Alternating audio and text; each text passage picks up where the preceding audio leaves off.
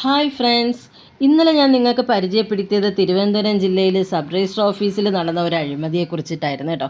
ഇന്ന് ഞാൻ നിങ്ങൾക്ക് പരിചയപ്പെടുത്താൻ പോകുന്നത് ഇന്നലെ നടന്ന അതേ പഴയ ആധാരത്തിൽ 77 ധനനിശ്ചയ ആധാരത്തിൽ മറ്റൊരു അഴിമതിയെക്കുറിച്ചാണ് കേട്ടോ. അപ്പം നമുക്ക് ഇത് ഞാനിപ്പോൾ ഈ കാണിക്കുന്നതെന്ന് പറഞ്ഞാൽ നമ്മുടെ പോക്കുവരവ് ചട്ടങ്ങൾ 1966 പ്രകാരമാണ് ഒരു പ്രമാണത്തിൽ നിന്ന് ഒരു ആധാരത്തിൽ നിന്നിട്ട് വില്ലേജ് ഓഫീസറോ തഹസിൽദാരോ പോക്കുവരവ് ചെയ്ത് തണ്ടപ്പേര് പിടിച്ചിരുന്നത്. അപ്പോൾ തണ്ടപ്പേര് പിടിച്ചാലാണ് നമുക്ക് എന്ത് ചെയ്യാൻ പറ്റുന്നത്, കരമടയ്ക്കാൻ പറ്റുന്നത്.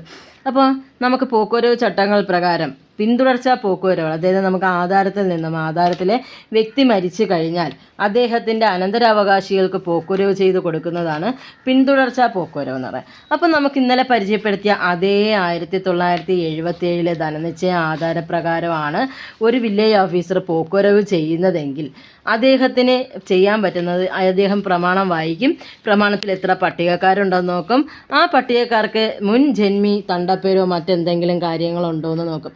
അപ്പോൾ ഈ ആധാരത്തിൽ 2 തണ്ടപ്പേര് പറഞ്ഞിട്ടുണ്ട്, ഒരു 20, 26, 16, 55. ഈ 2 തണ്ടപ്പേര് പ്രകാരമാണ് ഇയാൾ 5 പട്ടിക തിരിച്ച് അദ്ദേഹത്തിൻ്റെ 5 മക്കൾക്ക് പോക്കുവരവ് ചെയ്തു കൊടുത്തത്. ഇനി ഈ പോക്കുവരവ് ചെയ്ത് കൊടുക്കുമ്പോൾ ഞാൻ എന്താണ് അഴിമതി എന്നാണ് ഇനി നിങ്ങൾക്ക് കാണിച്ചു തരാൻ പോകുന്നത്. പോക്കുവരവിലാണ് അഴിമതി കേട്ടോ. അപ്പം നമുക്ക് 20, 26 തണ്ടപ്പേര് എന്താ അതിൽ അഴിമതി എന്ന് നമുക്ക് നോക്കാം. ഇതാ ഈ കാണുന്നതാണ് വില്ലേജിലെ 20, 26 തണ്ടപ്പേര്.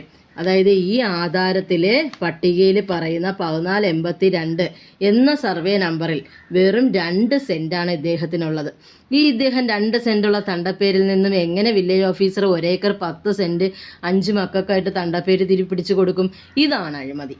ഇനി ഇതാ 20, 26 എന്ന് പറയുന്ന തണ്ടപ്പേരിൻ്റെ മുകളിലായിട്ട് ഒരു 26, 18 എന്നൊരു നമ്പർ എഴുതിയതായിട്ട് നിങ്ങൾക്ക് കാണാം. ഒരു വില്ലേജിലും ഇങ്ങനെ നമ്പറൊന്നും എഴുതി വെക്കത്തില്ല കേട്ടോ തണ്ടപ്പേരിൻ്റെ മുകളിലായിട്ട്. ഇനി പ്രമാണത്തിൻ്റെ നമ്പറിൽ പറഞ്ഞിരിക്കുന്ന മറ്റൊരു തണ്ടപ്പേരെന്ന് പറയുന്നത് 1655 ആണ്. ഇതെന്ന് പറയുന്നത് ശൂന്യമാണ് കേട്ടോ. ഇനി അതേ കണക്ക് നേരത്തെ നമ്മൾ കണ്ട തണ്ടപ്പേരിൻ്റെ മുകളിലെ നമ്പർ ഉണ്ടല്ലോ, ആ നമ്പറിൻ്റെ തണ്ടപ്പേരാണ് 26, 18, അതും ശൂന്യമാണ്. ഇനി ഈ 26, 18 അവർക്ക് 2 എണ്ണമാണ് കേട്ടോ. ഒന്ന് എഴുതിയിട്ട് ക്യാൻസൽഡ് എന്ന് കാണിച്ചിരിക്കുന്നു, അടുത്ത പേജിൽ എഴുതിയിട്ട് ശൂന്യമായിട്ടിട്ടിരിക്കുന്നു. ഇതൊക്കെ അഴിമതിയാവും, ഒരു വില്ലേജിലും നടക്കത്തില്ല. പക്ഷേ ഇങ്ങനത്തെ അഴിമതി കടകംപള്ളി വില്ലേജിൽ നടക്കും. തിരുവനന്തപുരം ജില്ലയിൽ കടകംപള്ളി വില്ലേജിൽ ഇതൊക്കെ നടക്കും.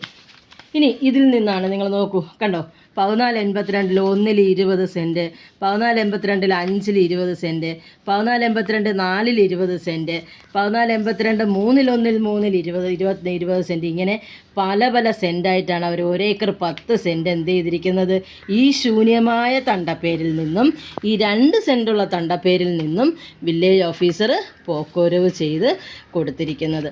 ഇത് അഴിമതിയല്ലേ? നിങ്ങളൊന്ന് നോക്കിയാൽ നിങ്ങൾക്ക് ഒറ്റ നോട്ടത്തിൽ തന്നെ മനസ്സിലാവുന്നതാണ്.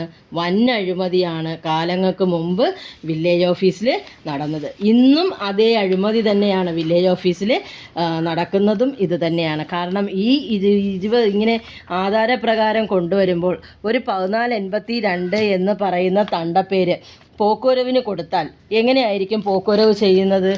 ഇപ്പോൾ 1482 4-ൽ 13 എന്ന് പറയുന്ന ഒരു വസ്തു എ പട്ടികക്കാരന് കൊടുത്താൽ 1482 4-ൽ 13-ൽ 1 കൊടുക്കും. അതുപോലെ ബി പട്ടികക്കാരന് 1482 4-ൽ 13-ൽ 2 ഇങ്ങനെ കൊടുക്കും.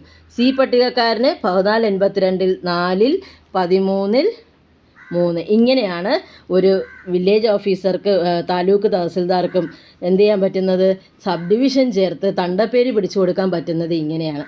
പക്ഷേ ഇവിടെ എങ്ങനെയാണ് ചെയ്തിരിക്കുന്നത്, ഒരു വലിയ ഫ്ലോട്ടിൻ്റെ പല ഭാഗത്തായിട്ട് 1482-ൽ 1, 1482-ൽ 4, 1482-ൽ 3, 1482-ൽ 5 ഇങ്ങനെയാണ് തണ്ടപ്പേര് പിടിച്ചു കൊടുത്തിരിക്കുന്നത്. അപ്പോൾ ഇത് അഴിമതിയാണ്, വൻ അഴിമതി. മാക്സിമം നിങ്ങളിത് ഷെയർ ചെയ്യുക, അറിയാവുന്നവർക്ക് ഇതുപോലെ പറഞ്ഞു കൊടുക്കുക. വില്ലേജ് ഓഫീസിൽ ഇങ്ങനെയൊക്കെ തെറ്റുകൾ സംഭവിക്കുന്നുണ്ട്. ഇതുകൊണ്ട് സംഭവിക്കുന്നത് എന്താ, അടുത്ത് പല പ്രോപ്പർട്ടിക്കാർക്കും ഇതുകൊണ്ട് നഷ്ടങ്ങൾ വന്നേക്കാം. അതാ എനിക്ക് നിങ്ങളോട് പറയാനായിട്ടുള്ളത് കേട്ടോ. താങ്ക്